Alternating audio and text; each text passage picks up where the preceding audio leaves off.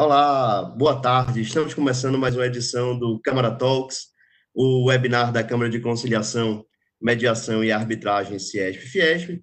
E o tema das discussões desta tarde é desconsideração da personalidade jurídica e arbitragem, uma temática importante, tem sido bastante discutido na academia, na jurisprudência recente, e também foi objeto aí no âmbito processual de uma importante inovação no Código de Processo Civil, que talvez, e isso também será discutido, tenha algum impacto para o procedimento arbitral. E apresentando o programa desta semana, nós temos a minha participação, João Lessa, e também da Larissa Rolo, a nossa case manager, que será facilitadora e direcionará os debates. E, claro, os nossos convidados. O doutor Eduardo Parente, conselheiro de nossa Câmara, doutor pela Universidade de São Paulo. O Eduardo Almeida, mestre também pela USP e advogado. A doutora Maria Cristina Junqueira, advogada formada pela PUC São Paulo.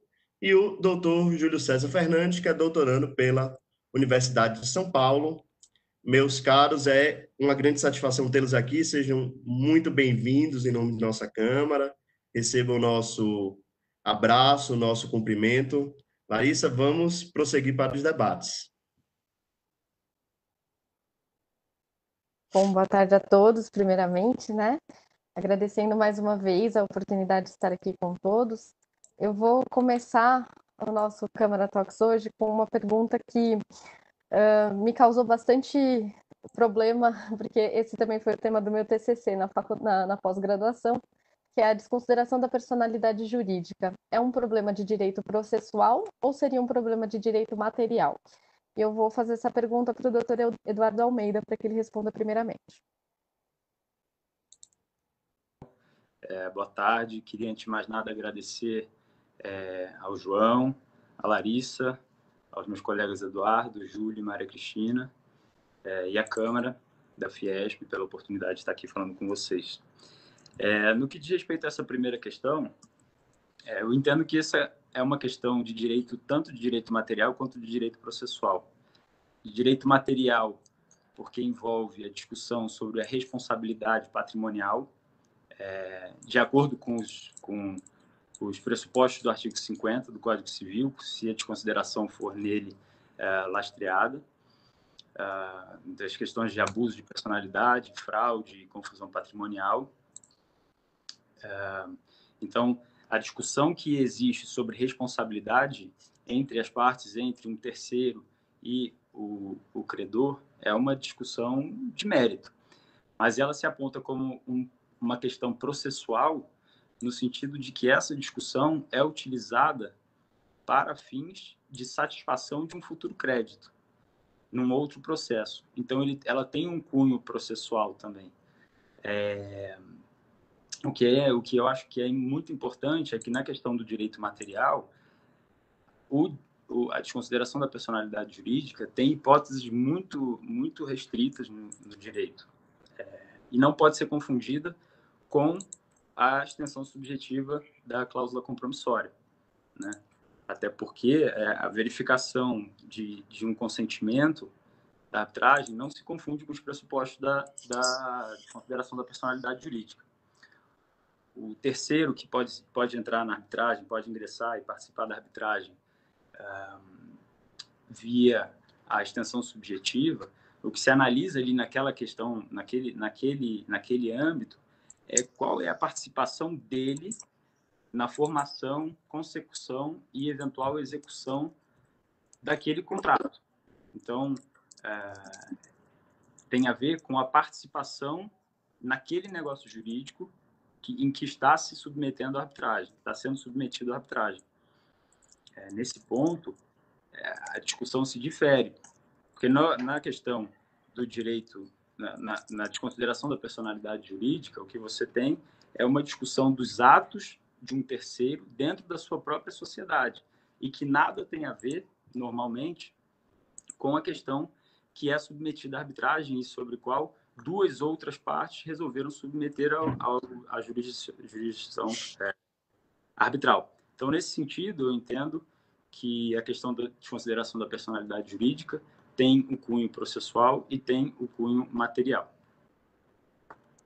Ótimo. Agora eu gostaria de ouvir a opinião da doutora Maria Cristina.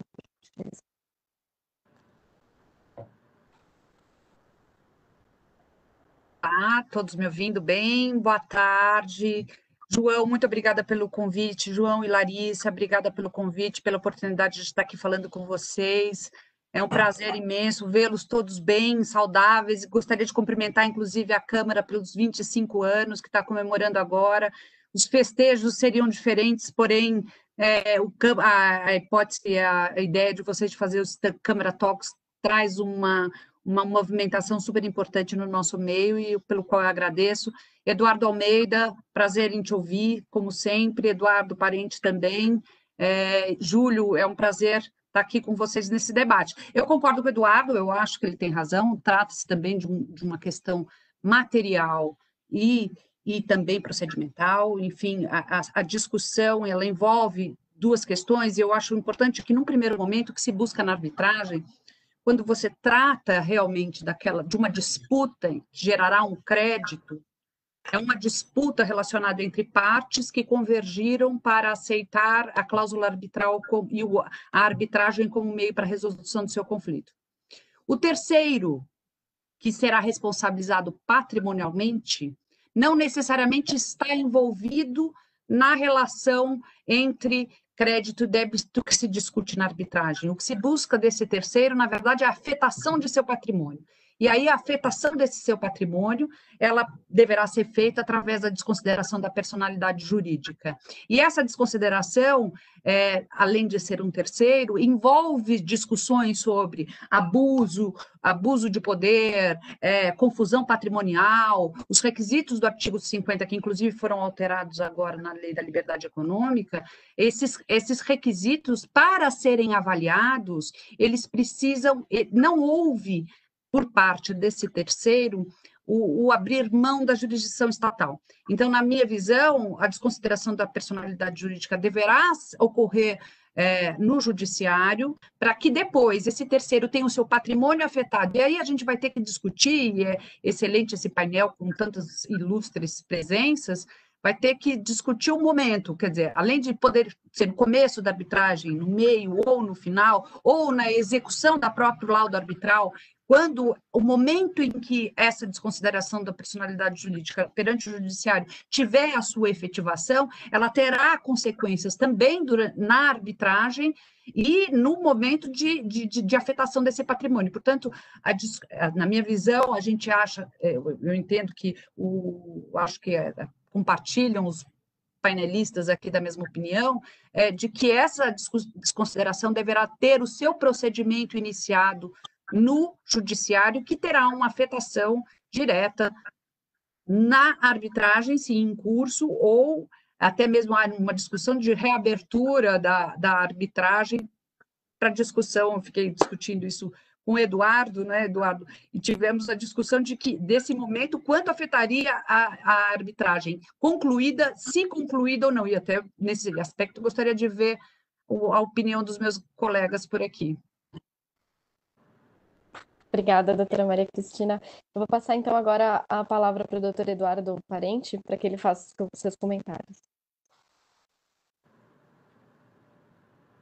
Eu ratifico, boa tarde, eu ratifico aí os agradecimentos dos meus colegas, agradeço e presto as minhas homenagens à nossa Câmara da Fiesp, os 25 anos. É um prazer participar muito dessa Câmara, até por fato de participar do Conselho e estarmos às voltas dos preparativos dos nossos festejos de 25 anos, e aí vem o imponderável e nos faz mudar de planos, né? Mas a nossa deferência e a nossa amizade com a Câmara, ela é perene, e eu tenho certeza que o ano que vem faremos uma excelente comemoração de 26 anos. Bom, eu tenho um prazer enorme aqui participar com os meus colegas desse debate. É um debate num assunto muito caro, amplo, né, com uma série de vertentes teóricas e especialmente práticas. As questões práticas são geralmente questões até de certa forma dolorosas, porque, como disse a Maria Cristina, trata-se de buscar o patrimônio do terceiro, né? E como todos sabem, se tem algo que é que é sensível é o patrimônio, o bolso de alguém, né? Como diria um grande médico, no caso meu pai, a pior dor do mundo é aquela que a gente sente. Então, para o terceiro, essa vai ser sempre a pior dor do mundo, né? A questão teórica sobre a desconsideração está inserida no plano material ou processual, eu me alinho aí à visão, obviamente, dos meus colegas, mas com uma vertente um pouco diferente, porque eu vejo, eu tenho a tendência de ver esses fenômenos sob o ponto de vista, e aí acaba sendo até um vício de pensamento, talvez, mas eu tento separar esses fenômenos sob uma perspectiva quase que sistemática, né? Eu até, por ocasião do meu livro, eu desenvolvi uma ideia, apresentei uma ideia, na verdade, de sistemas processuais, de certa forma, autônomos, que em alguns momentos se comunicavam entre si, esses sistemas processuais, e sempre, necessariamente, com o sistema de direito material, né? Naquela ocasião, a gente apresentou esse fenômeno como uma abertura de cognição entre esses sistemas, né? A chamada abertura cognitiva entre os sistemas.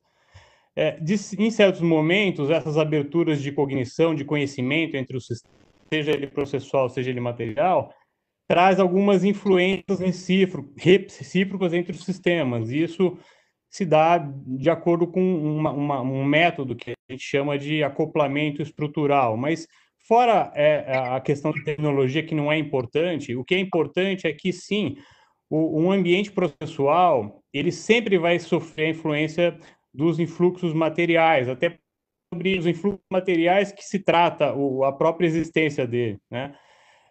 E alguns fenômenos, eles certamente eles coabitam os dois sistemas, decorrem até de uma criação material, mas eles se expressam e se tornam, inclusive, executáveis mediante coercíveis perante terceiros, no caso, em função da atuação processual, que nada mais é do que alguém imbuído de jurisdição, num procedimento equilibrado, pautado pelo contraditório, com decisões processuais, com efeito material e material mesmo, porque a pessoa sente no bolso, sente onde dói, né? Dito isso, obviamente que um instituto dessa natureza, e aí indistintamente se o plano processual vai ser arbitral ou estatal, o fato é que, assim como a própria arbitragem, que nasce de um ambiente material, um contrato, se desenvolve no plano processual.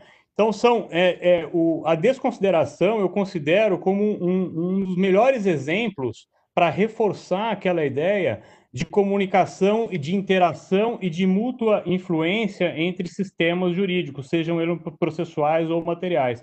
Então, eu vejo essa primeira pergunta sobre essa perspectiva.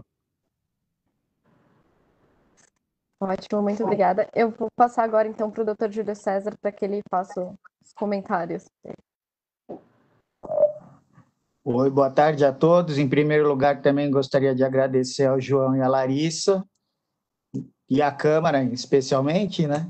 Nosso conselheiro, Eduardo Parente, Eduardo Almeida e a doutora Maria Cristina também aqui. Já batemos um papo antes, estamos praticamente alinhados com relação a essa primeira pergunta, com as ponderações do doutor Eduardo Parente. Acho que não sobra muito para eu acrescentar ainda aqui alguma coisa.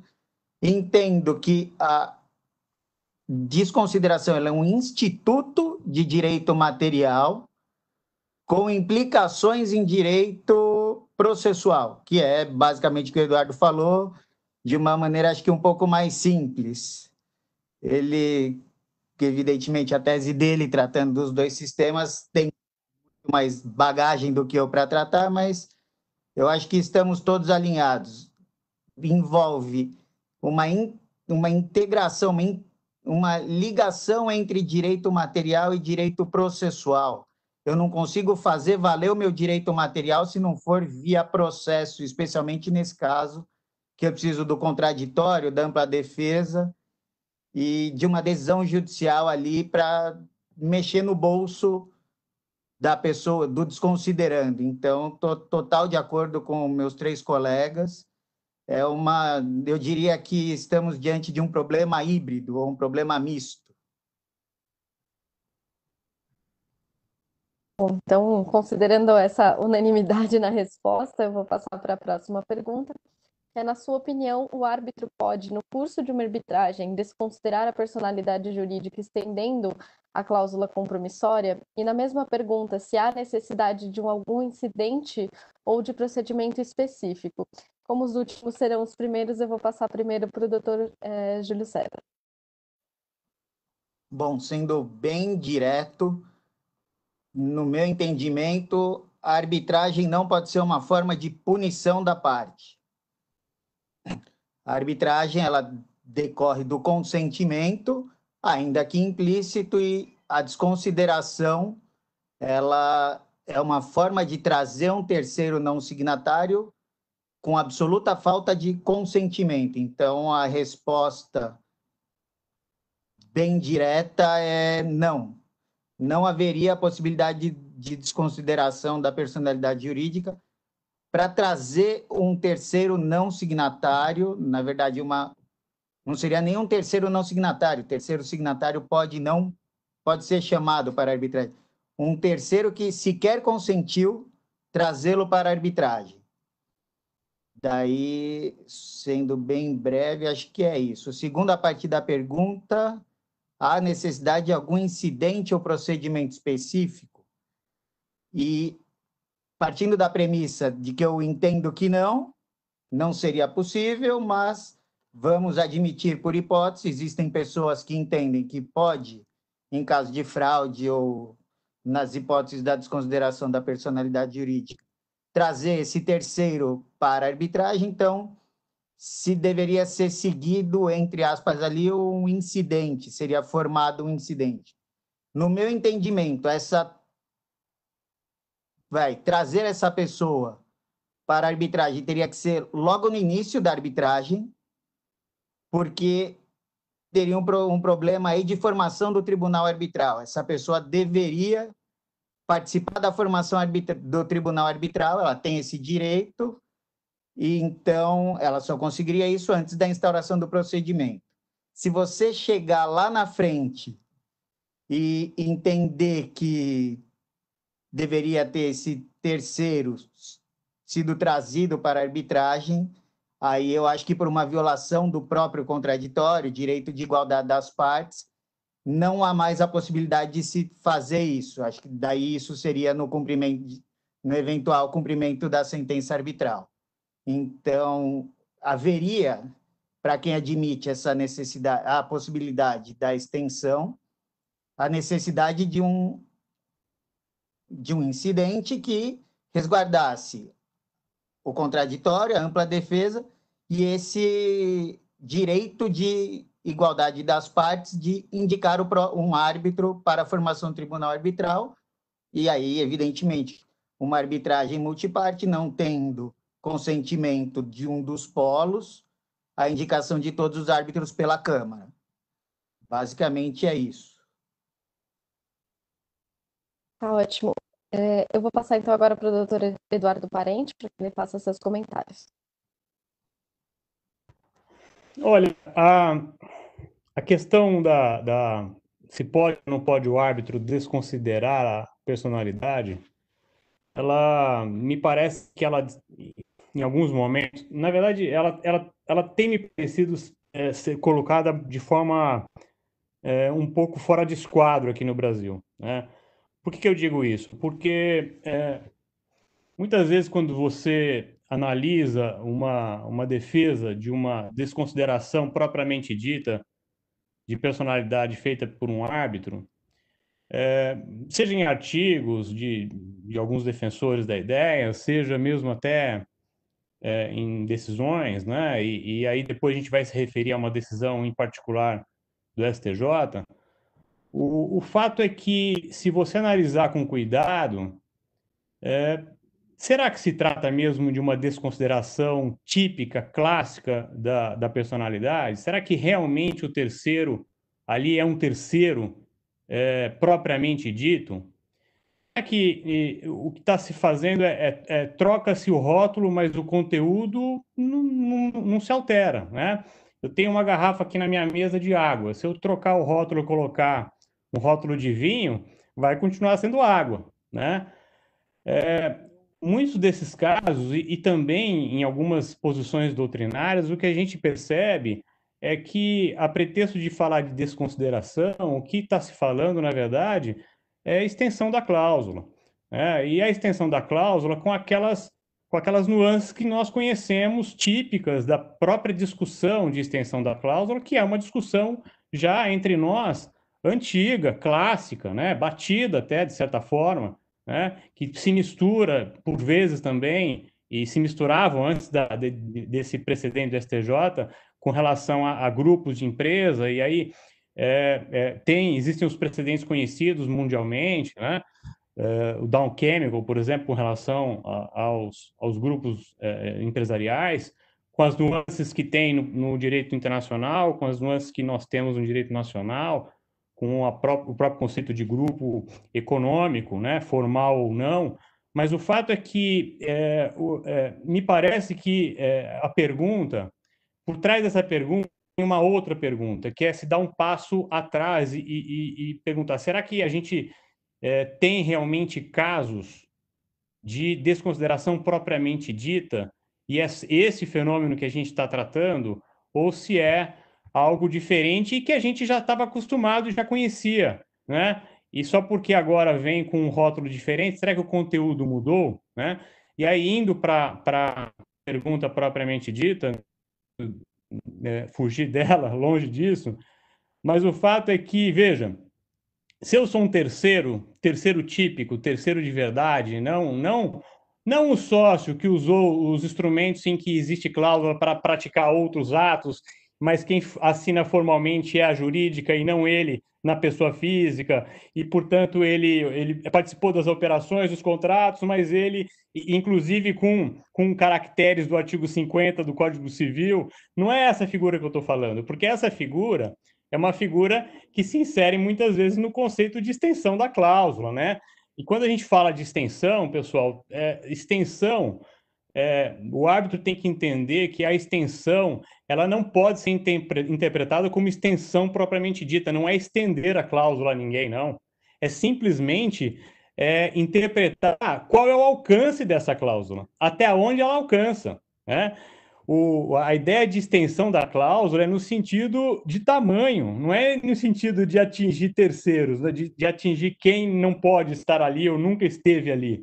É no sentido de interpretar uma realidade contratual, né? Então, estender é medir, não é aumentar, né? Mas voltando para a desconsideração propriamente dita, veja, cá entre nós, se eu sou um terceiro propriamente dito e vem uma decisão de um árbitro de um procedimento do qual eu não sou signatário classicamente da cláusula, não sou sócio, não participo da negociação, não sei do que se trata, essa decisão sequer decisão é para mim. O árbitro não é árbitro para mim. Ele não tem jurisdição com relação à minha pessoa. Eu não tenho que me submeter à jurisdição dele. Ele também é um terceiro para mim, é uma pessoa, é um desconhecido e vai continuar assim sendo, porque se eu sou um terceiro propriamente dito, é assim que eu tenho que me portar, né? Então, só concluindo, a discussão ela tem que ser posta entre separar o joio do trigo, separar o que é realmente uma coisa de outra e não misturar e em função de algumas opiniões ou de alguns julgados, a gente achar que só em função disso passou o árbitro a ter um poder quase imperial de proceder com desconsiderações propriamente ditas, não as falsamente ditas, tá? A questão, a minha perspectiva dessa questão, ela é bem clara nesse sentido. Ótimo. Muito obrigada, doutor, pela sua resposta. Eu vou passar, então, agora para o doutor Eduardo Almeida para que ele faça os comentários. Eu subscrevo aí a opinião dos meus dos meus colegas e queria fazer uma outra observação. Na minha visão, entendo que não tem nem não existe alcance nem subjetivo e nem objetivo. Para mim, o que eu acho que a gente tem que entender é que quando se trata de desconsideração da personalidade jurídica propriamente dita, e na minha visão só existe um tipo de desconsideração da personalidade jurídica, a gente não pode chamar o que é extensão subjetiva da cláusula compromissória de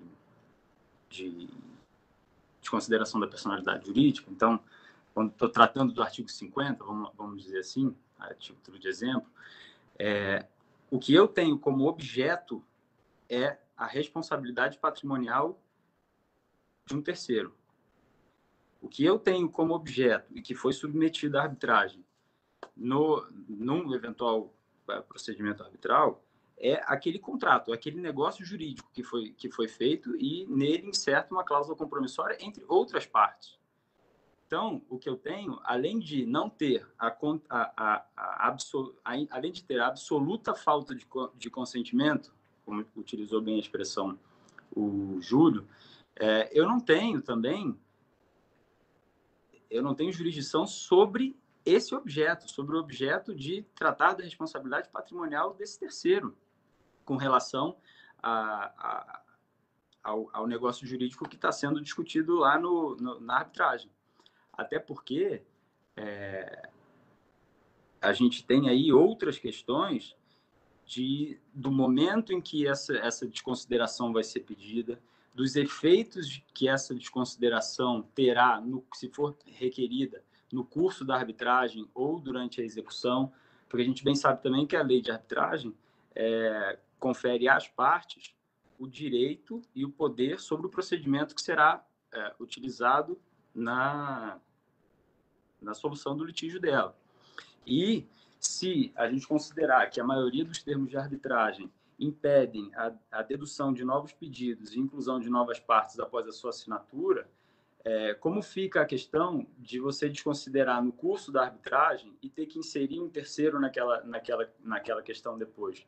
E ainda, para aqueles que admitem que deve se abrir um incidente na arbitragem ou até que o tribunal arbitral pode desconsiderar a personalidade jurídica, como fica a questão desse outro pedido? A gente sabe também que o tribunal pode, se entender pertinente, admitir a entrada do terceiro ou então admitir a dedução desse outro pedido, se entender relevante. Mas ainda assim é uma questão que deve ser ultrapassada. A gente tem também uma outra questão de como será o direito de defesa desse terceiro, se ele vai poder, depois de desconsiderado a personalidade jurídica do devedor originário, se ele vai poder participar da formação do título ou não vai poder participar. A gente discutiu bastante antes, e parece ser lugar comum aqui para a gente, que a desconsideração da personalidade jurídica tem que ser feita no judiciário. Porque aqui a gente realmente não tem o consentimento desse terceiro, porque a gente vai estar tratando dos atos desse terceiro em relação à própria sociedade dele. Normalmente nada tem a ver com a consecução daquele negócio jurídico, com o objeto que está sendo submetido à arbitragem. Então, como que se dá essa interação com relação à desconsideração da personalidade jurídica? Como se dá a interação entre o judiciário e o tribunal arbitral? Como que isso deve ser levado? Qual é o direito que ele tem? A gente deve fazer um paralelo com o incidente de desconsideração da personalidade jurídica, no sentido, inclusive, de suspender a arbitragem, de não suspender a arbitragem até que seja decidido o incidente. A gente pode admitir que seja instaurado um incidente e não seja feito em ação autônoma no judiciário. São diversas as questões que, inclusive, corroboram a pergunta anterior, se é um problema processual ou se é um problema de direito material. Mas, na minha visão, respondendo objetivamente a pergunta agora, é que o tribunal arbitral não pode desconsiderar a personalidade jurídica do devedor originário para acessar os bens de terceiros. E vou um pouco mais além, e aí eu abro a discussão que a gente já estava tendo antes. só para dizer aqui claramente que eu entendo que esse pedido de desconsideração deve ser feito nos moldes do Código de Processo Civil perante o Judiciário, que, na minha visão, é quem tem jurisdição para dizer, até aquele momento, se houve ou não fraude na conduta daquele sócio ou daquela pessoa jurídica, no caso da desconsideração da personalidade inversa. Então, até aquele momento, eu acho que a gente tem que pensar numa balança. Até o momento da desconsideração, da declaração de fraude, eu tenho que pensar o seguinte, olha, esse terceiro não consentiu com aquela arbitragem, de forma alguma, é absoluta a falta de consentimento. Então, eu preciso preservar ali o direito dele constitucional de ter a questão dele apreciada pelo Poder Judiciário. A partir do momento, essa é a minha visão, né? A partir do momento que eu tenho a fraude declarada, eu não posso, de forma alguma, priorizar o devedor, o fraudador, vamos dizer assim, em detrimento do credor. Então, eu preciso achar um meio termo para que esse terceiro possa se defender. Na minha visão, ele deve entrar na arbitragem, ele pode se defender, mas ele recebe o processo no estado em que se encontra. Como ele depois da declaração de fraude, ele se junta como se fosse a mesma esfera, a esfera da pessoa jurídica, a esfera dele, porque assim já vinha sendo feito, né? Daí a declaração da fraude, ele recebe o processo no estado em que se encontra, e daí ele se defende a partir dali, se operando sobre ele os efeitos da preclusão, e aí também a gente vai entrar numa discussão se existe a preclusão ou não na arbitragem, mas sem entrar nessa discussão. Então, eu acredito que, ainda que seja difícil a gente traçar uma linha, um lugar comum para todos os casos, eu acredito que processualmente isso seja possível, apesar de ter a completa noção de que materialmente essa questão tem que ser vista caso a caso. Então, agora para os comentários finais, a doutora Maria Cristina, por favor. Aquele lugar difícil de tratar de um assunto que já foi tão bem explorado, né? Gostei muito da colocação do Eduardo Parente, quando ele fala que água com rótulo de vinho não passa a ser vinho. Gostei disso. Apesar de que eu preferia o contrário, né?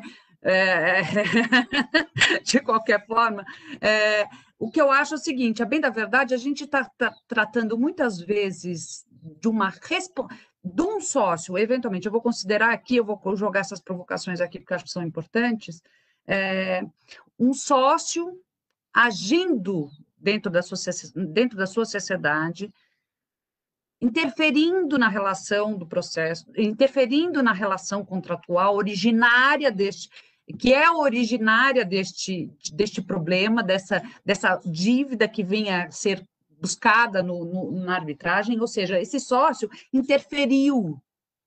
Interferiu como? Com excesso de poder, eventualmente? Interferiu como? Escondendo o seu patrimônio, além de com excesso de poder, ou tomando decisões em nome dessa empresa e dessa personalidade jurídica, omitindo, tirando, esvaziando o patrimônio dessa sociedade, transferindo para seus filhos, para os seus pais, para sua mulher, ou enfim. Então, existe essa é a grande diferença que eu acho mais importante, mas que a gente vai colocando um rótulo, a depender, rótulos diferentes em situações diferentes, que você está chamando este terceiro por conta de uma responsabilização na sua atuação ou por conta, essencialmente, de uma confusão patrimonial ou de uma busca patrimonial? Porque são esses dois... E tem muitos momentos que são sutis, e aí é o caso a caso, é super casuístico, e tomar uma linha de raciocínio única seria abrir mão de outras que não é... Aqui somos todos advogados, não estamos abrindo mão de nada, muito pelo contrário. Falar que é casuístico é tratar do assunto no caso a caso, sem abrir mão da teoria. É óbvio que se a gente está falando da teoria para abrir mão da responsabilidade, para pegar o patrimônio dessa pessoa, você está pegando este patrimônio deste terceiro que agiu no contrato, e, portanto, aí eu concordo com o Eduardo Parente, que no que diz, você não está ampliando a cláusula, você não é uma ampliação da cláusula, e sim é com o tamanho da sua extensão, e a sua extensão é para quem agindo naquele contrato, tacitamente, no sentido de, na sua execução, negociação e execução do contrato, ele esteve ativamente, a personalidade jurídica daquela empresa ela não pode ser escudo ou proteção de uma pessoa que estava agindo frontalmente naquele contrato. Agora, aquele terceiro que nada participou e que está discutindo, nada participou com relação à responsabilização na atuação daquele contrato, mas sim, só desviou o seu patrimônio ou defraudou de alguma forma, violou o estatuto de algum jeito, que se quer buscar, que não tem a relação necessária com esse contrato, não necessariamente teve relação com esse contrato, mas sim a sua atuação perante a sociedade, não há dúvidas que o tribunal arbitral aí não tem acesso é um ilustre terceiro desconhecido. Eu concordo com o Eduardo Parente, é um ilustre terceiro desconhecido, muito prazer, mas a sua decisão não me afeta. Muito obrigada, doutora Maria Cristina. Eu vou direcionar a próxima pergunta também para a doutora Maria Cristina, seguindo a tese de os últimos serão os primeiros. E a próxima pergunta, considerando, né, que a gente tem também uma unanimidade aí na resposta dos nossos debatedores, caso haja uma desconsideração da personalidade jurídica no judiciário, como que isso afeta uma arbitragem já em curso? Isso daí, nossa, curiosamente eu ainda fiquei com uma bomba na mão, né? Maravilha ainda.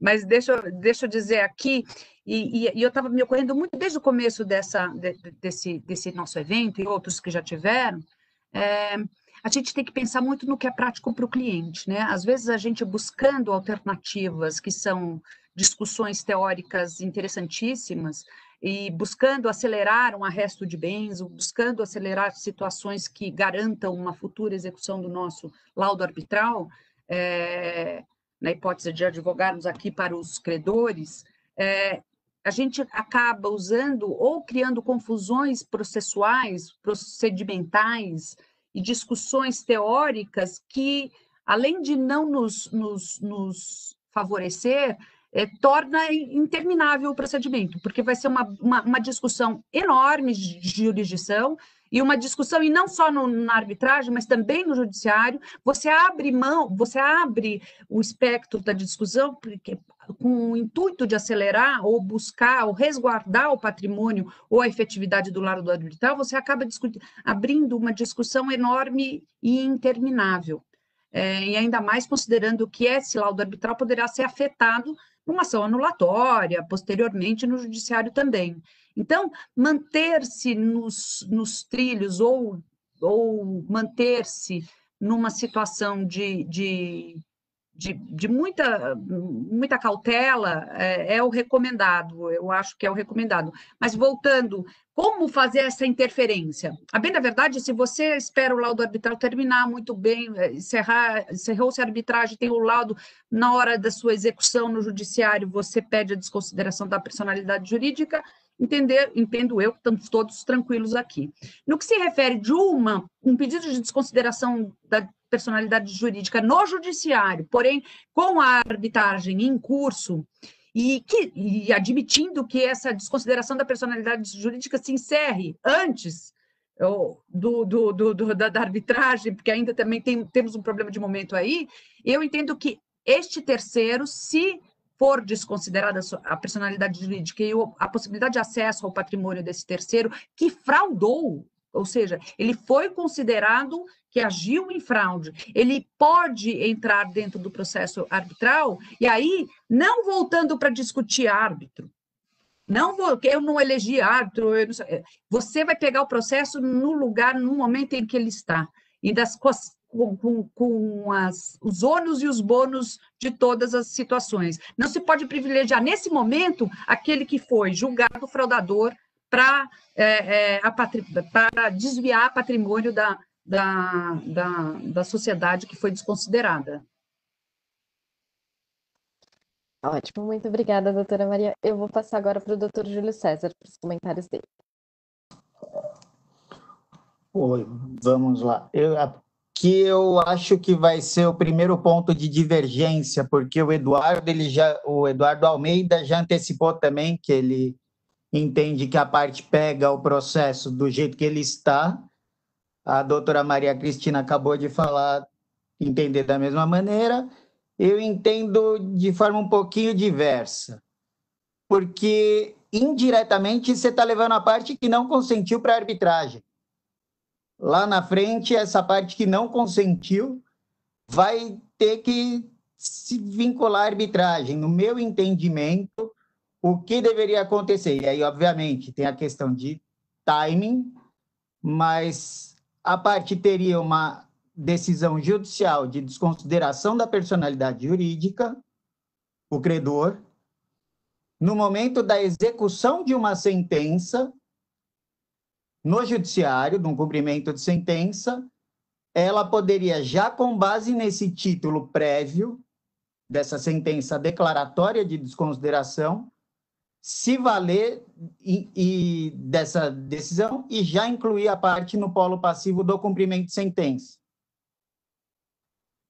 Teriam algumas questões de âmbito de defesa, e aí mais complexas um pouco também. A parte que participou da arbitragem teria algumas matérias de defesa, que não todas, seria estada por um cumprimento de sentença, normalmente. A parte desconsiderada ali, já não era nem desconsideranda mais, ela é desconsiderada, ela, no meu entendimento, até para resguardar o direito ao contraditório dela, como se tivesse sido um processo judicial e não arbitral, ela teria uma defesa ampla. Ela poderia discutir não só questões atinentes ali ao próprio cumprimento de sentença, mas, infelizmente, aí é um problema de efetividade, você vai ter que rediscutir questões, inclusive, já decididas na arbitragem. A sentença arbitral não faz efeitos contra esse terceiro e ele teria direito a rediscutir isso. Daí a pergunta que se coloca é, tudo bem, mas e se ele ganha? Se ele ganha, o laudo não... Na verdade, a sentença arbitral, ela não deixa de existir, ela não beneficia o devedor, ela somente beneficia o desconsiderado. Eu acho que é isso. Eu tenho uma visão um pouquinho diferente. Eu acho que essa parte não pega o processo do jeito que está, ela se mantém aguardando, entre aspas, ali, o cumprimento de sentença. Pode ser que, no final, a sentença arbitral seja de improcedência e a pessoa não tenha nem o direito de iniciar o cumprimento de sentença, ela tem um título lindo ali, uma sentença declaratória de desconsideração da personalidade jurídica que ela vai guardar no bolso. Mas ela não vai conseguir fazer nada com ela, porque ela, ao final, ela não é credora da parte. Eu acho que é isso. Acho que aí vai dar um pouquinho mais de polêmica. Gostaria de ouvir até os dois Eduardos o que eles acham. Eu vou passar então agora para o doutor Eduardo de Almeida para que ele possa comentar.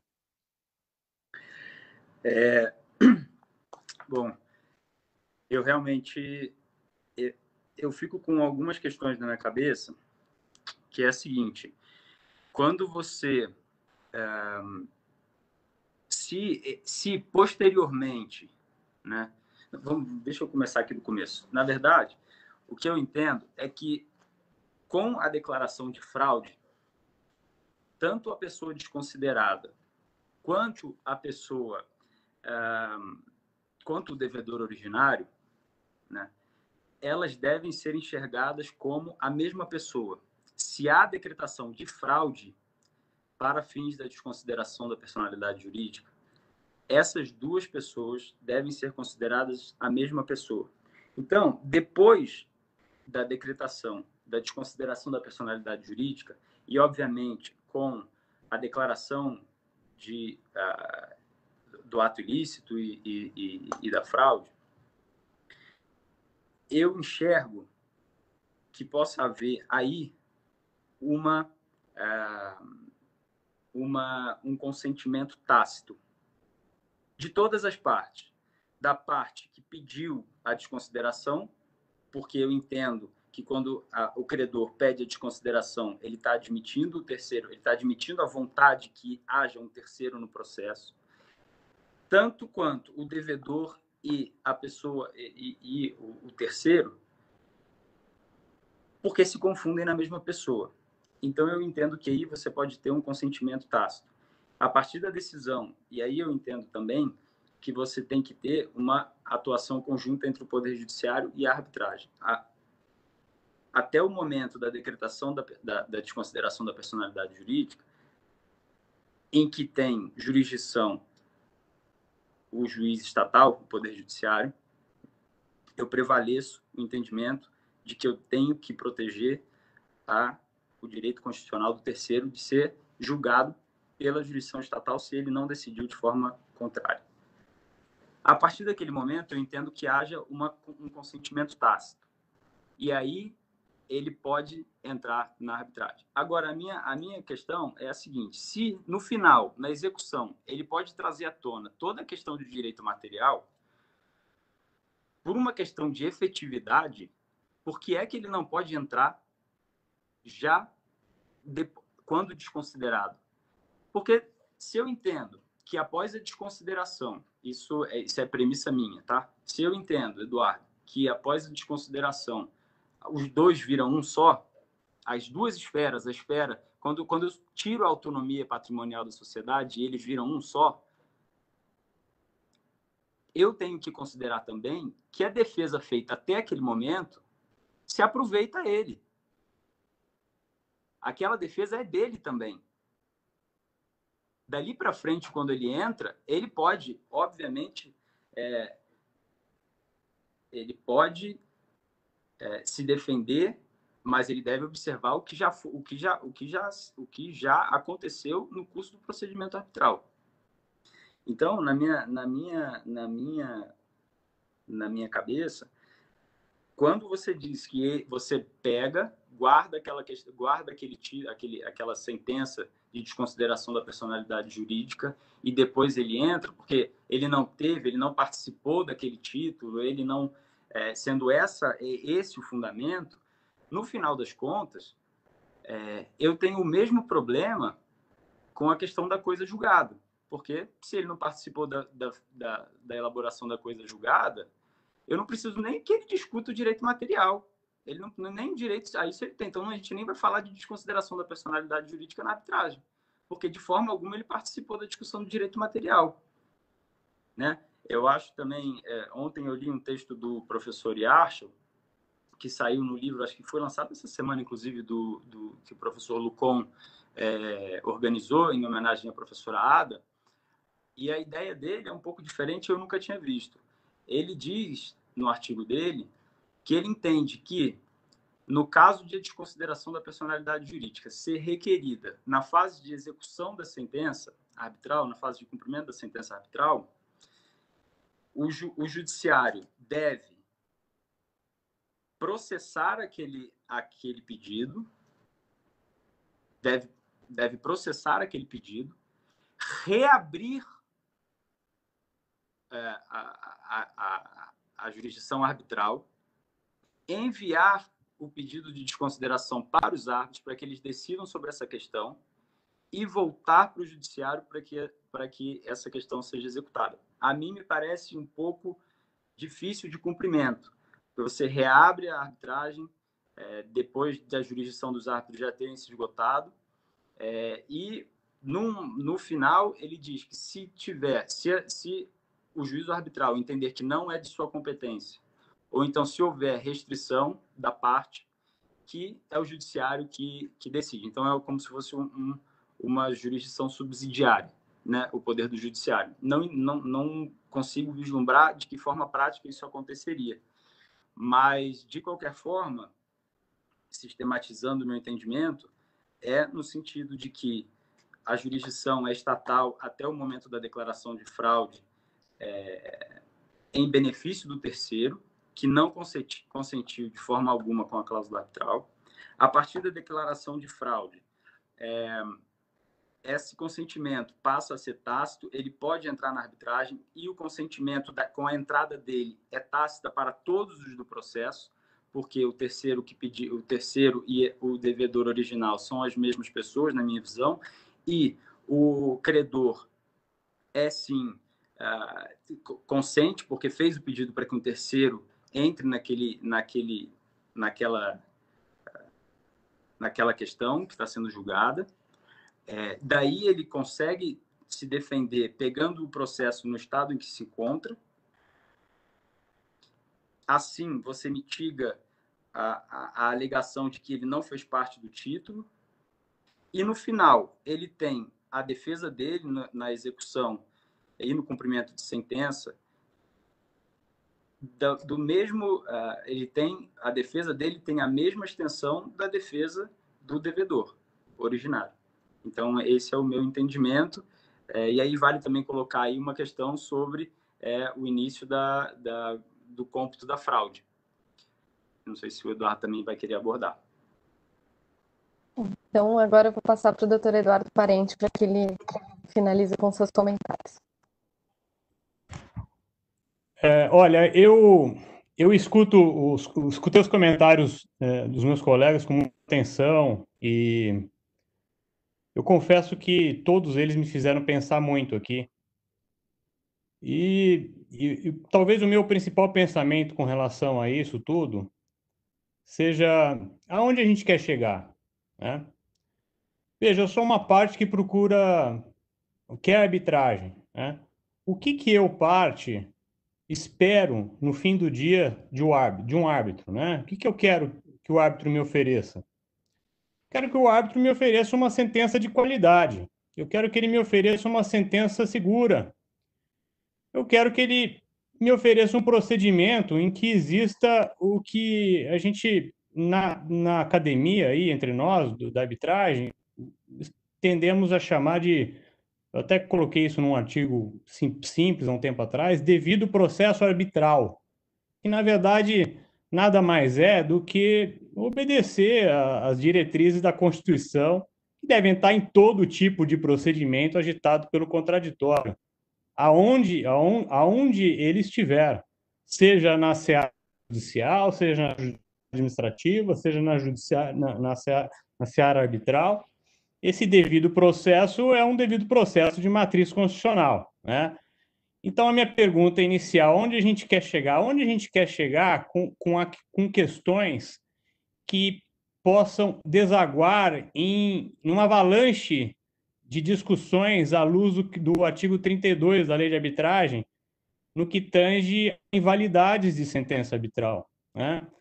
Por que o tema da desconsideração da personalidade jurídica se tornou palpitante no Brasil nos últimos tempos? Eu não tenho dúvida de dizer o porquê. Por conta de um precedente do Superior Tribunal de Justiça, que depois a gente devemos até tratar dele, mas que, como eu disse antes, a questão da garrafa, se você olhar o conteúdo da garrafa, você vai ver que naquele processo, naquele caso e naquele julgado, nada se discutiu com relação à possibilidade do árbitro fazer a desconsideração da personalidade jurídica. Nada. A conclusão, inclusive, daquele precedente do STJ, a conclusão foi que, um incidente prévio a uma arbitragem se descaracterizou, portanto, ele se extinguiu, ele foi extinto. Foi essa a conclusão daquele julgamento, em processo no qual em nenhum momento se discutiu se poderia ou não poderia o árbitro desconsiderar a personalidade para atingir terceiros. A questão da desconsideração para atingir terceiros, no meu ponto de vista, ela tem que caminhar de mãos dadas com uma previsibilidade, com a segurança, com os ditames do artigo 32 da Lei de Arbitragem, que se tem algo a nos despertar preocupação e nos despertar atenção, é o artigo 32 da lei. Por quê? Porque ali é a pedra de toque do nosso Instituto. Se o artigo 32 da Lei de Arbitragem, que trata para os não versados, das hipóteses de anulação de sentença arbitral, são hipóteses fechadas. Dentre aquelas hipóteses, tem uma clássica, que se a sentença arbitral extravasar os limites da convenção, da cláusula arbitral, da convenção arbitral. Me parece que você trazer a questão do terceiro necessariamente você tem que discutir essa questão e, portanto, vai levar a uma discussão da validade ou não da sentença arbitral. Se eu sou o terceiro e eu sou submetido a uma arbitragem, eu vou questionar essa sentença no judiciário. E digo mais, com uma relativa tranquilidade, eu afirmo que o judiciário vai anular essa sentença arbitral. Então, agora, colocando a questão sobre a perspectiva do árbitro. O árbitro, qual é a maior preocupação do árbitro, me parece? Manter a rigidez do procedimento e entregar uma prestação de serviço, porque nada mais faz do que prestar um serviço, de qualidade, e essa qualidade pressupõe segurança, ou seja, cercar a sentença arbitral com as cautelas necessárias para que ela não seja um instrumento frágil e que não gere, ao invés de dizer o direito e resolver uma questão da vida, uma dos dilemas da vida, que é a controvérsia, você simplesmente criar um novo problema de cunho procedimental, de anulabilidade ou não perante uma outra esfera, com um novo processo e as partes submetidas a anos de discussão nesse tocante. Então, voltando, todos os precedentes que nós temos, e aí eu falo com tranquilidade, na nossa experiência brasileira até hoje, todos eram de extensão da cláusula, né? A extensão da cláusula, como os meus colegas bem disseram, e aí acho que foi até o Edu Almeida que disse, é caso a caso, porque é sempre à luz da situação concreta, de quem atuou, a Maria Cristina também falou isso, o sócio que atuou assim ou assado, a empresa cuja finalidade foi desviada, e vejam, a desconsideração em si, ela feita fora da arbitragem, no curso do procedimento arbitral, ou feita no curso da arbitragem pelo árbitro, ela vai trazer uma discussão de validade ou não da sentença arbitral, porque o submetido a essa questão não vai deixar de questionar isso, né? Então, vejam, me parece que a questão do considerado externo, que é a perspectiva que o Júlio colocou, dele não diretamente no procedimento, uma das consequências do que pensar que, olha, isso parece que casa com a ideia de manter um procedimento relativamente fechado, racional, seguro, porque esse ingresso no curso da arbitragem, indo também na linha do que a própria Maria Cristina falou, se ele pegar o procedimento como está, e ele realmente não vai ter condições de indicar árbitro, e a indicação de árbitro é um elemento fundamental na formação do processo arbitral, o devido processo arbitral traz esse elemento como característica e diferenciador do processo estatal, que é a possibilidade da parte participar da escolha de quem vai julgar a causa. Se esse terceiro ingressa no curso da arbitragem em decorrência de uma relação externa, de um processo judicial, e aí ele ingressa e ele é extirpado essa faculdade, esse direito de indicar o árbitro, já começa mal, já começa quadrada a participação dele, já começa com uma infinidade de questões que podem ser apontadas depois para anular o procedimento arbitral. No fim do dia, pessoal, a perspectiva que me parece tem que ser feita é o seguinte: o que é mais saudável para tornar o instrumento mais eficiente e seguro possível, né? A questão da desconsideração, a questão do momento da desconsideração, a questão da extensão. Mesmo a extensão, que é um tema batido e é um tema reiterado, antigo entre nós e mundialmente, né? Tem inúmeros precedentes da CCI num sentido ou de outro, mas sempre à luz de situações concretas. Mesmo a questão da extensão sempre levou em consideração situações muito peculiares em concreto, situações fáticas, retratos fáticos, situações específicas, não um modelo geral sob a perspectiva posso ou não posso estender, né?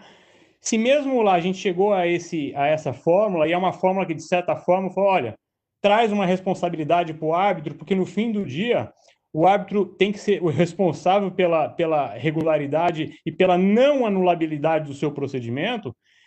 Se ele, à luz da extensão, já tinha uma visão absolutamente técnica e focada na questão fática que é posta sob a perspectiva de medir a cláusula de arbitragem, ele vai ter que ser de forma multiplamente mais preocupado sobre a perspectiva da questão do terceiro, seja ele se a questão é posta perante o painel arbitral ou o árbitro, e principalmente, eu acho que é até mais grave, se esse terceiro ingressa em decorrência de uma decisão judicial no curso da arbitragem. Aí me parece que a desformação do procedimento arbitral fica até mais evidente.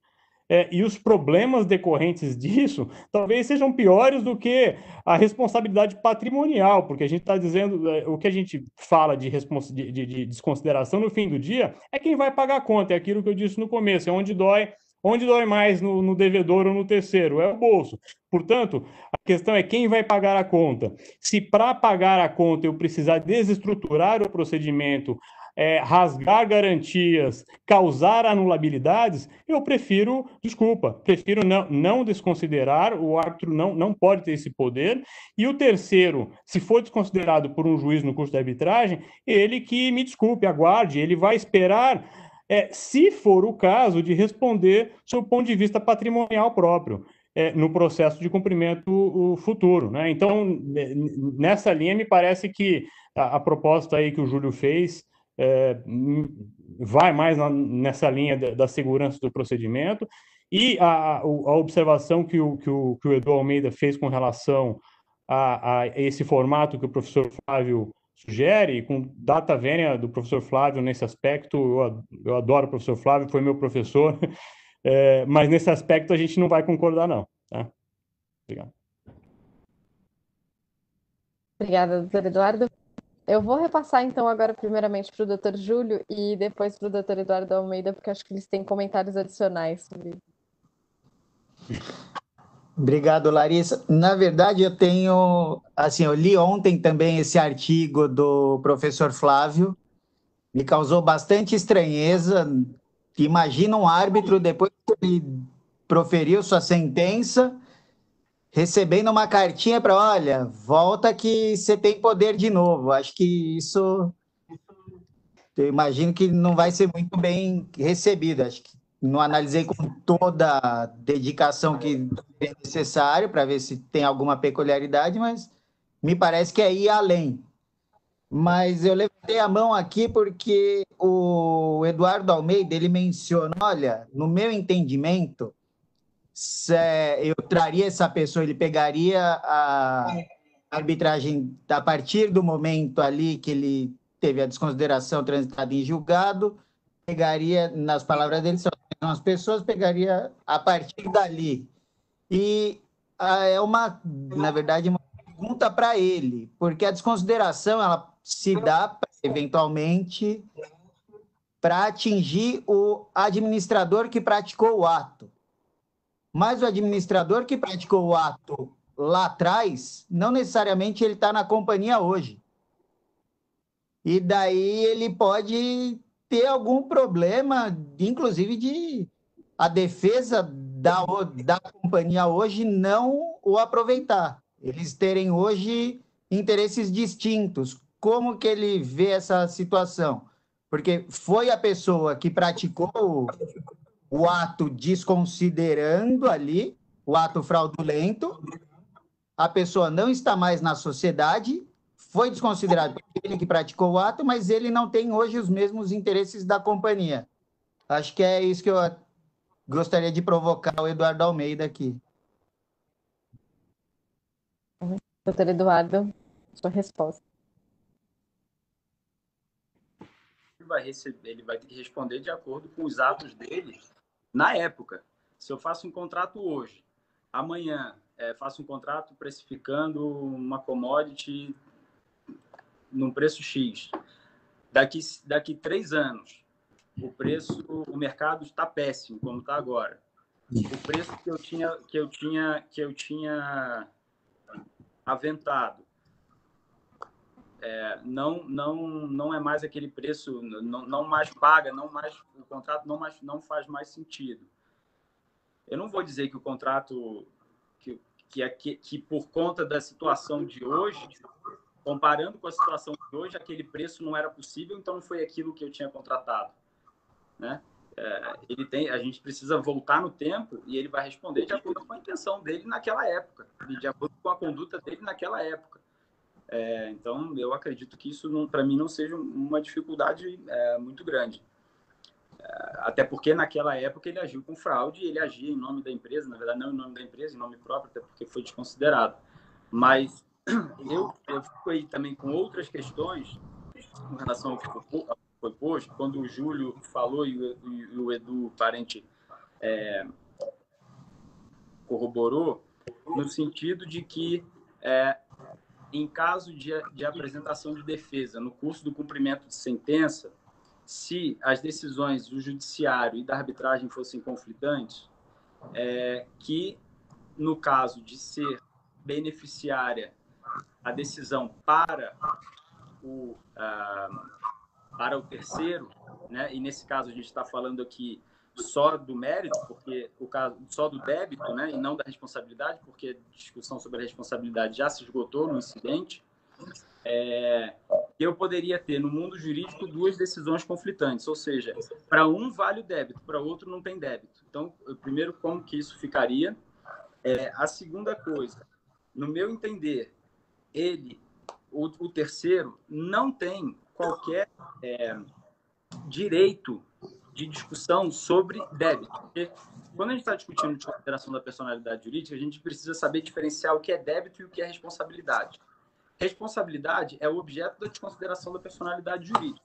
Então, no frigir dos ovos, o terceiro pode discutir extensivamente sobre a sua responsabilidade, é o que eu entendo. Mas eu entendo também que a gente pode dar a esse terceiro um certo nível de contraditório e ampla defesa, obedecendo os ditames do Código de Processo, do novo Código de Processo Civil, inclusive no que alterou a questão da procedimental da consideração da personalidade jurídica. Então, eu entendo que é uma questão de você admitir que ele pegue o processo no estado em que se encontra,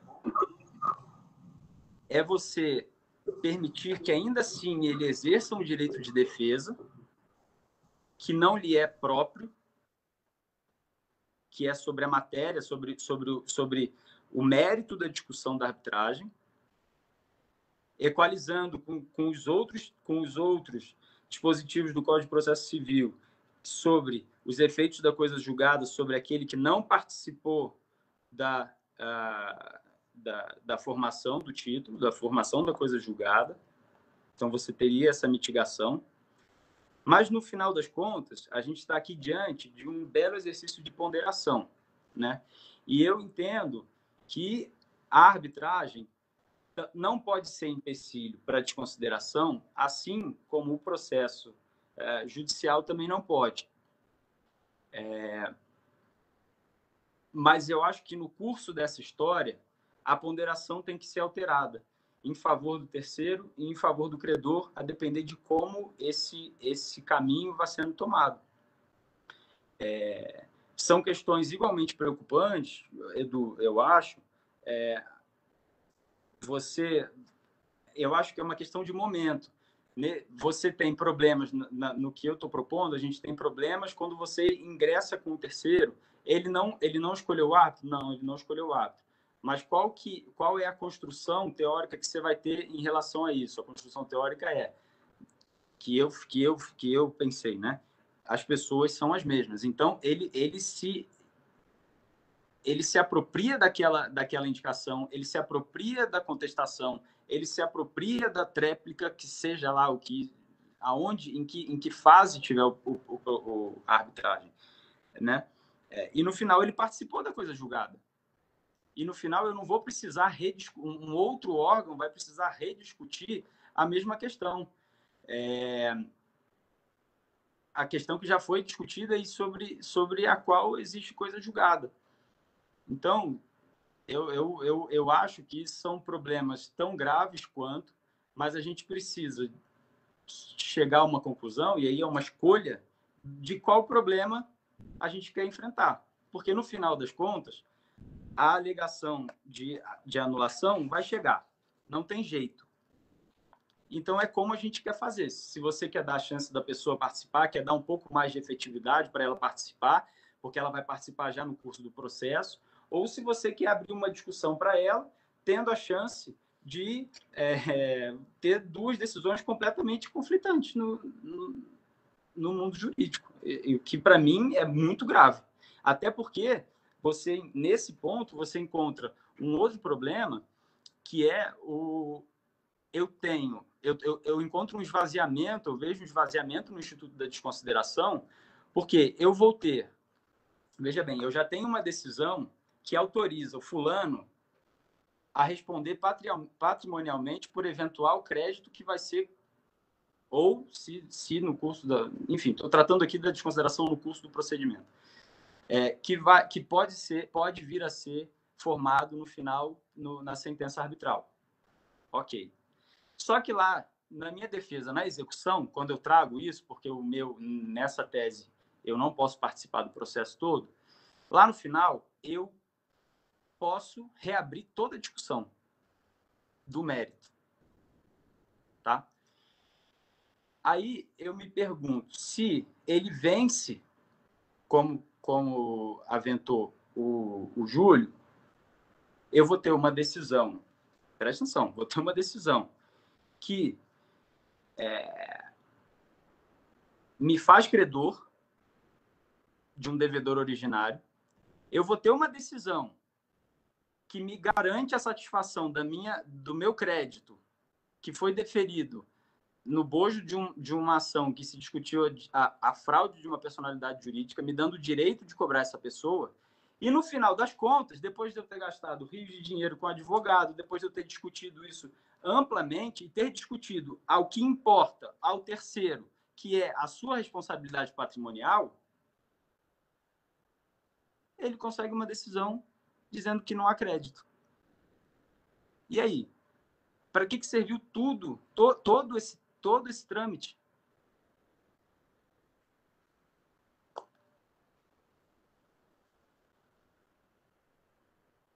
Bom, vou passar então para o doutor Eduardo Parente, que agora acredito que ele vai fazer seus comentários finais.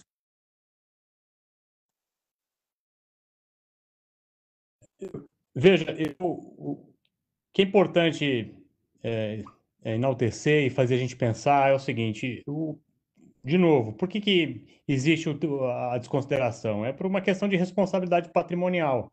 A desconsideração, ela não é um instituto naturalmente afeito à formação do conhecimento.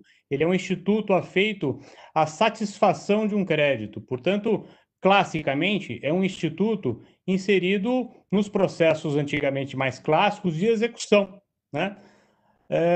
Veja, no curso de uma arbitragem, se o autor, ou se uma parte precisar de uma decisão de desconsideração no curso do processo arbitral, será que essa é uma discussão de possível responsabilidade patrimonial futura ou na verdade, é uma discussão de garantia da eficácia da futura sentença arbitral, se for favorável a quem pede a desconsideração, né? Será que a gente não está mais numa seara de garantir a eficácia prática da futura sentença, então, arbitral, portanto, a sua executividade, a sua satisfação, né? Será, então, portanto, que não é mais conveniente a gente, topologicamente, colocar o Instituto da Desconsideração, sempre que possível, no momento de satisfação da sentença arbitral e não no curso do procedimento arbitral? Será que quando falamos de desconsideração, de novo, no curso do processo arbitral, nós estamos falando, então, de uma garantia da futura sentença? Então, a natureza realmente talvez não seja de desconsideração clássica, que é, de novo, algo que deve ser atrelado à satisfação e, como a gente disse aí, a responsabilidade patrimonial e não a discussão do terceiro com relação à raiz da discussão original, da lide original, né? Vejam, vou de novo retomando, a gente tem um caso no Brasil, por hora, né, no Superior Tribunal de Justiça, que é o famoso caso, né, lá da Continental contra a Serpal, né? De novo, é um caso que não tratou de consideração da personalidade, foi um processo de arresto prévio a uma arbitragem. Portanto, a gente não estava falando de desconsideração, a gente estava falando de eventual garantia por terceiros de uma futura e incerta sentença arbitral condenatória. Só que a nossa comunidade nacional, simplesmente, infelizmente, o que me parece é que pegou a ementa daquele julgado, que é um julgado que tem quase 50 páginas do STJ, leu um trecho da ementa que diz assim: o árbitro pode fazer a desconsideração, e passou a tratar o caso como se fosse um processo no qual isso se colocou, se foi discutido, se foi inclusive decidido, algo que não foi, nem nas esferas de baixo. É algo que sequer foi pedido pelo recorrente, eu posso dizer com uma certa autoridade, porque eu fui o recorrente, o processo que eu atuei como advogado, né? E obviamente, respeitando as ausências e sem fazer qualquer apologia a este lado ou ao outro, inclusive sendo até mais sincero, porque embora a decisão no final, dizendo que o árbitro pode desconsiderar, foi a meu favor, eu venho reconhecer que isso não foi algo que foi discutido, não é algo que sequer foi pedido, né? E, de novo, o que se buscava lá era cautelar uma eventual sentença, a execução de uma sentença arbitral, né? O que me e vejam, e quem consultar esse processo, a minha provocação é a seguinte: consulte com os olhos da desconsideração propriamente dita. Analise a decisão do painel arbitral, que considerou a questão como algo de extensão da cláusula e não de desconsideração, né? E vejam também que isso, a questão da desconsideração, naquele processo em que hoje é tomado como o precedente que autorizou o árbitro a desconsiderar, isso não teve importância nenhuma, porque a conclusão final foi que os requisitos do arresto não estavam presentes e o arresto foi extinto, né? Ou seja, é quase uma situação kafkiana, porque a gente criou, entre aspas, uma grande polêmica, criou-se uma problemática em função de poder ou não poder fazer a julgado que não discutiu isso. Essa é a realidade. Então, só para concluir e fazendo um paralelo, vejam, às vezes a gente precisa colocar as coisas de forma mais simples, porque complicá-las pode realmente complicar e a gente não conseguir voltar para trás, né? A semente dessa questão foi uma semente que deveria gerar uma outra árvore, com outras discussões sobre a questão da extensão, sobre a questão de requisitos de cautelares prévias às arbitragens, como lidar com a existência de uma sentença cautelar no curso de uma arbitragem enquanto a arbitragem não termine, e, portanto, quando a sentença arbitral não é objeto de cumprimento. Então, são esses aspectos que são colocados naquele caso e que, na verdade, quando o Superior Tribunal disse com relação à desconsideração, quem lê atentamente o procedimento, o processo, vai ver que, na verdade, ele estava falando de extensão da cláusula. E a extensão da cláusula é um clássico, ela é medida, e ela é medida de fato, portanto, varia de caso a caso, de comportamento a comportamento, de documento a documento. Não dá para a gente extrair, de forma alguma, um comportamento padrão, e muito menos um axioma, como se fosse esse assim. Então, agora, o árbitro pode fazer a desconsideração? Pessoal, não é por aí o caminho, não é por aí o caminho. Falo assim com toda tranquilidade com relação até a isenção de interesse, porque o meu recurso acabou sendo provido, mas se não fosse, a minha opinião seria a mesma. Por quê? Aquele procedimento não se discutiu a questão do instituto em si da desconsideração, né? Portanto, só para concluir a questão de discussões extra-arbitrais, ou seja, em ambientes processuais fora da arbitragem. Aí eu falo do judiciário, que é o outro sistema, né? Essas decisões, elas têm que ser vistas com muito cuidado e com muita preocupação, decisões exógenas que influenciem diretamente num procedimento arbitral instaurado, fechado e em tramitação, eu recomendo, assim, sinceramente, a quem postular isso em juízo, e especialmente aos eventuais juízes que se debruçarem sobre o tema, que tenham muita cautela, muita preocupação e muito critério com relação a isso, porque às vezes a gente vai buscar lã e sai tosqueado, né? Obrigada, doutor Eduardo, pelos seus comentários. Agora, já encaminhando pelo final, nós já estamos com um tempo bem curto. Eu pergunto se alguém tem algum comentário adicional para concluir. Posso começar começar assim, né? Começar o final. Vou começar o final.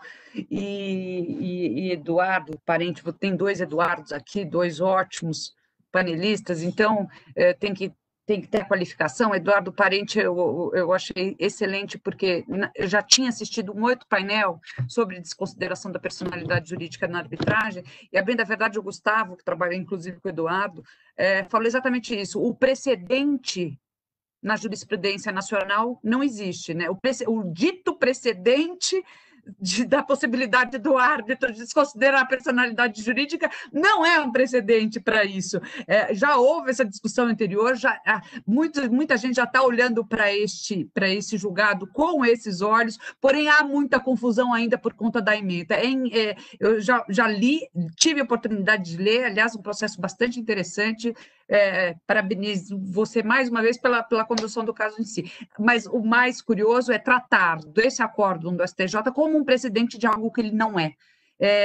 Com relação ao Júlio, e eu gostaria até de discutir aqui, porque a gente fica, vai aproveitar, não vai aproveitar, entra no processo de arbitragem ou não entra no processo de arbitragem, no meio, no fim, no começo, quando vai acontecer. O que eu digo assim, o que me preocupa fica aguardando, desconsidera a personalidade jurídica no judiciário e o devedor, cujo patrimônio, o novo devedor, o terceiro que passa a ser o pagador desta promessa, o pagador ter o ônus de arcar com essa dívida, ele fica lá aguardando eventuais medidas de arresto, ou seja lá o que for, para garantir o patrimônio desse terceiro podem ser tomadas, mas existe, por exemplo, uma questão que me ocorreu prescrição. A empresa não arguiu a prescrição. Poderá esse terceiro arguir a prescrição no momento de ter o seu patrimônio afetado, quando o laudo arbitral já tudo acabou, estamos executando. Então, tem situações em que a gente não há dúvida de que, e eu concordo com o Eduardo Almeida também, a alegação de nulidade haverá. A gente vai ter que escolher em qual caminho a gente vai perseguir. E eu gostaria muito de que tivéssemos todos muita cautela na hora de lidar com tudo isso, mas, de qualquer forma, eu já vou terminando a minha fala aqui, porque eu já sei que estamos exatamente a 1h30 nesse evento, que era para durar em torno de 1 hora, já estamos a 1h30. João, mais uma vez, obrigada. Larissa, mais uma vez, obrigada. Foi um prazer estar com vocês. Alegrou minha quarentena. Foi muito agradável poder debater esse assunto com vocês.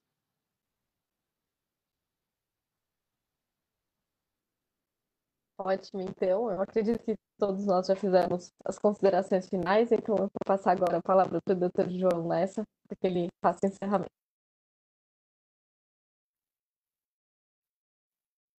Que coisa boa. Quando o assunto rende é porque ele é relevante e porque os interlocutores aproveitaram. Eu certamente aproveitei a discussão com os senhores. Tenho certeza de que todo mundo que está nos assistindo também aprendeu um pouco. É um tema palpitante e é curioso, vendo a discussão, perceber, e aqui é um tema de fundo que não é propriamente relacionado à desconsideração da personalidade jurídica assim, mas é como nós ainda somos imaturos no Brasil no tratamento de temas precedentes, não é? Às vezes algo colocado na ementa de maneira inadvertida acaba tendo repercussões como essa aqui, um pouco do que a gente está discutindo. Então, a gente precisa realmente aprofundar estudo aí de ratio decidente, de fundamento determinante, de argumentos qualificados. Há um grande caminho, e eu falo isso porque as relações aqui, pensando no mercado de de arbitragem, de resolução alternativa de disputas. Os temas dos meios privados, eles só se consolidam com a boa jurisprudência estatal e com essa interseção. Então, a gente tem que cada vez mais trabalhar com precedentes. Isso para não entrar numa discussão aí de precedentes da arbitragem, sentença arbitral como fonte de precedente, mas tem um grande caminho. Foi a principal reflexão que eu fiquei aqui pensando a partir do que todos vocês colocaram. Como a gente precisa maturar e entender melhor essa fonte normativa, e inclusive no tema de desconsideração. Não é? Quando a gente olha aqui para a desconsideração da personalidade jurídica no judiciário, com a criação do IDPJ, né, um incidente próprio no novo código, uma ferramenta específica, desconsideração da personalidade jurídica ainda vai render muita atenção. Então, meus caros, Eduardo, parente Eduardo Almeida, Júlio César, Maria Cristina, muito obrigado pela presença de vocês. Foi muito rico o encontro, recebam nosso agradecimento. E queria também fazer um agradecimento especial a você que está nos assistindo por acompanhar o Câmara Talks. Nós voltaremos no dia 23 de julho para mais uma edição. Será uma edição internacional, não é, sobre provas e contencioso internacional. Então, formato novo, tentando trazer conteúdo de qualidade, trazer discussões qualificadas para vocês. Se você ainda não segue, se ainda não curtiu, aproveita, siga as nossas mídias digitais, o Facebook, o LinkedIn, e acompanhe o trabalho da Câmara de Conciliação, Mediação e Arbitragem CIESP-FIESP. Essa foi mais uma edição do nosso Câmara Talks. Um forte abraço a todos. Muito obrigado, Larissa. Uma boa tarde.